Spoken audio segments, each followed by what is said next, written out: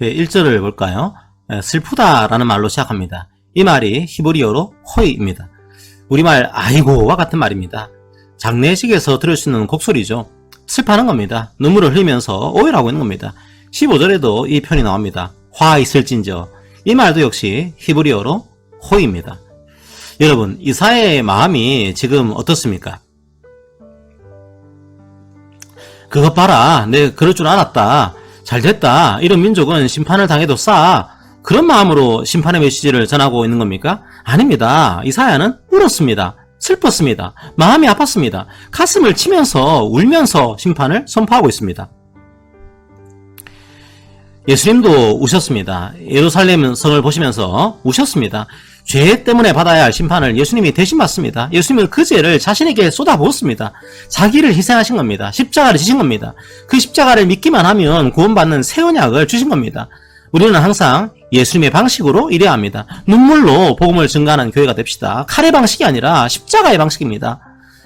그런데 도대체 왜 이사야는 아이고 탄식하고 있을까요? 자, 오늘은 두 가지의 이유만 보도록 하겠습니다. 첫 번째 아이고는 29장 1절에서 14절까지 등장합니다. 29장 13절을 봅시다. 이스라엘은 입으로는 하나님을 말했습니다. 1절을 보십시오. 해마다 절기가 돌아왔습니다. 그 절기를 지켰다는 말입니다. 오늘날의 말로 바꿔볼까요? 매주일 예배에 참석했습니다. 자, 그런데 도대체 뭐가 문제입니까? 마음이 없었다는 겁니다. 그냥 예배 의식에 참석했을 뿐입니다. 마음이 없는 신앙생활을 한 겁니다. 형식만 있었고 마음이 없었습니다. 우리 예배는 어떻습니까? 하나님의 창조와 구원에 감사하는 것이 예배입니다. 여러분의 마음을 점검하십시오. 마음이 없다면 탄식해야 합니다. 그건 영혼이 시들어 있는 겁니다. 영혼이 죽어가고 있는 겁니다. 자, 그런데 왜 이스라엘 백성들은 마음에도 없는 예배를 드리고 있을까요? 13절에 나와 있습니다. 사람의 계명으로 가르침을 받았기 때문입니다. 사람의 계명은 무엇입니까?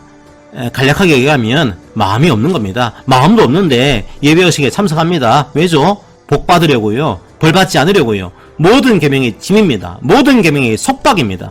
바리새인들이 바로 이런 사람의 계명에 빠져 있었습니다. 매년 절기를 지키고 성전에 나와서 제물을 드렸습니다. 그리고 다른 사람들을 정죄했습니다. 성도 여러분, 우리가 믿는 복음은 어떨까요? 정반대의 진리를 말합니다. 우리의 삶은 비겁거립니다. 부서지고 무너집니다. 복음이란 무엇입니까? 우리의 완벽함을 보시고 주님께서 오신 것이 아닙니다. 삐걱거리고 부서지고 무너지는 인생을 보시고 주님께서 오신 것입니다. 우리가 언제 안식을 누리게 될까요? 깨어진 마음 틈을 주님께서 채워주실 때 우리는 안식을 누립니다.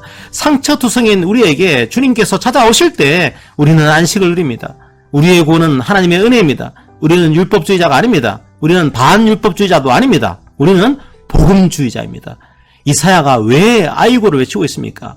사람의 계명으로 배웠기 때문입니다. 마음이 없기 때문입니다. 종교적 형식에 빠져 있었기 때문입니다.